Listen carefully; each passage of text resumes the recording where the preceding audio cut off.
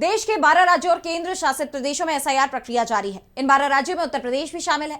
UP में SIR को लेकर अखिलेश यादव ने बीजेपी और चुनाव आयोग के खिलाफ मोर्चा खोला हुआ है और साथ ही इस मुद्दे पर बीजेपी को घेरते हुए सपा डेलीगेशन की चुनाव आयोग से मुलाकात की तैयारियां भी हो रही हैं।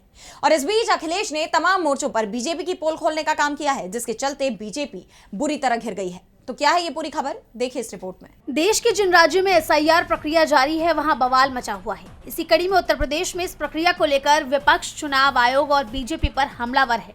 वहीं प्रदेश में फॉर्म 7 के जरिए वोटर्स के नाम काटने का मामला भी सामने आया है, जिस पर विपक्ष ने अपने हमले और तेज कर दिए और अब इस पर सपा प्रमुख अखिलेश यादव ने एक बार फिर बीजेपी को आड़े हाथों लिया है।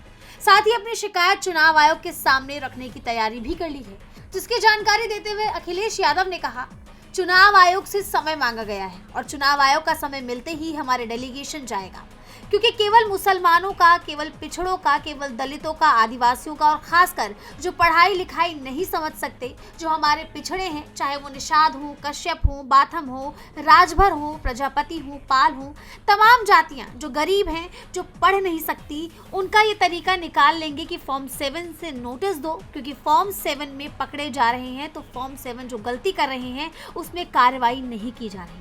अब ये नोटिस भिजवा रहे हैं, जिससे गरीब आदमी अपना सब काम छोड़कर फॉर्म भरने लगे।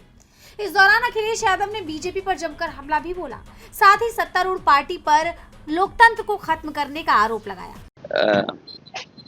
बहुत दुखद है।